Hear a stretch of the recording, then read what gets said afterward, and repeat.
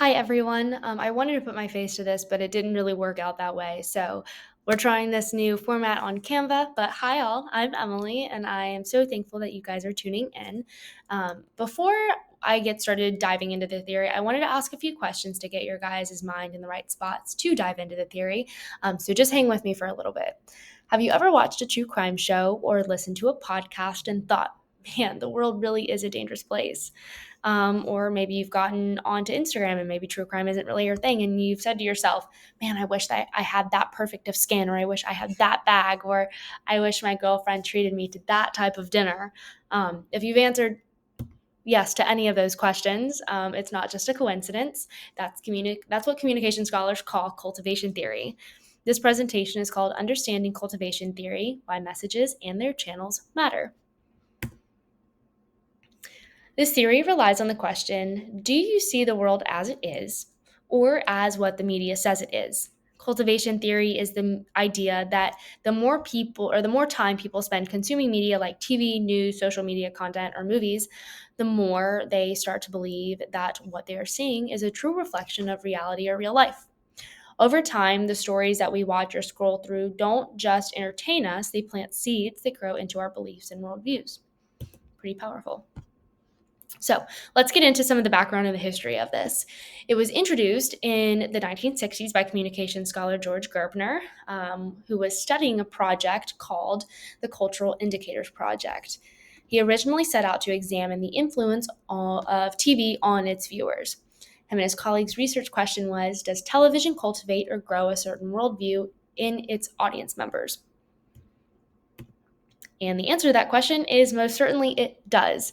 We see the theory's application even more now than we did in the 60s because everyone carries around this little information box we all know as the cell phone.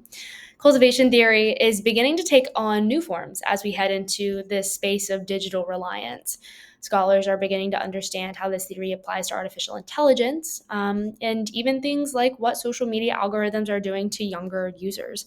The possibilities of this theory really have proven to be endless in the last decade.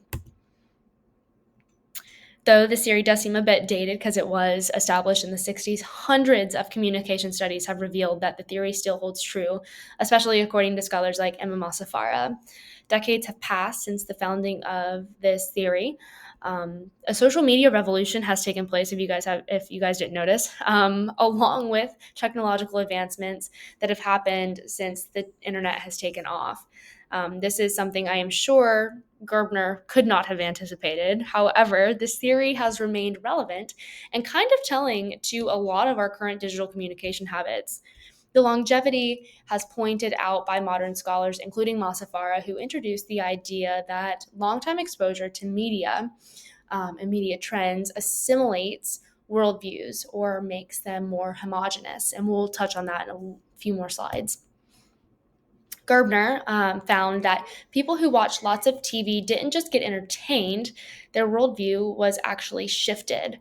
For example, heavy TV viewers often believed that crime was rising, even when data showed that it wasn't. In some cases, the crime rate was actually going down. He called this the mean world syndrome. This is the idea that the world seems more threatening than it actually is. And just some more important keywords to take away from this are on the slide. So cultivation is the theory that media exposure builds over time and it shapes how we think the world works. Mainstreaming, Gerbner relied on this idea and he described it as that heavy viewers begin to share similar perspectives. And when they rely on more media, the more the differences in their background and cultures fade. And then talking on the mean world syndrome again, people who consume a lot of media believe the world is a scarier or more violent place than it actually is. That takes us to our first real world example. Think about the nightly news. If you guys watch nightly news or if you're on Instagram and you receive your news that way, you'll often see crime, violence, and disasters because those stories are what grab our attention. Just a quick little memo, if it bleeds, it leads. But when people watch this type of content every day, they might start to believe that danger is everywhere, even though statistically, most communities are quite safe. And then the second example is cultivation doesn't necessarily have to just be on TV anymore. On Instagram or TikTok, Snapchat, constant exposure to filtered, curated content can cultivate these unrealistic and sometimes even unhealthy expectations about beauty standards, relationships, how perfect your relationship looks online, even success, if you're supposed to have that high rise apartment at what age, that type of thing. It really begins to set some unrealistic expectations or just unobtainable expectations for everybody. Over time, what we see most often starts to feel normal or expected. So, wrapping up, cultivation theory reminds us that media doesn't just reflect the world, it helps us create it. That means what we consume matters. The more we're aware of how media shapes our views, the better we can separate fact from fiction and see the world much more clearly than from in front of a screen. Thank you all so much for joining. I really hope this format works. I'm so excited to see what you all put together and some of the comments you guys are going to leave. If you have any questions, feel free to drop them in the discussion. Thanks, guys. Have a great one.